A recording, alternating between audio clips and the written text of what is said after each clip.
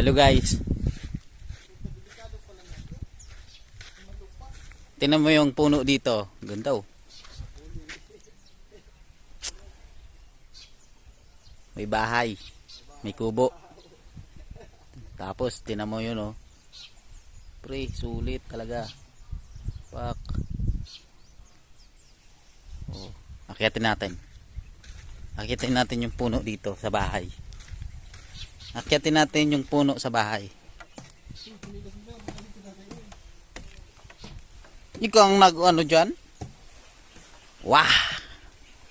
Wah! Wah! Tapos dito ay magiinuman no. No? Basta pag lasing na, hulog. Wah! Pre, tingnan mo naman pre. Kung gaano kakaganda yan.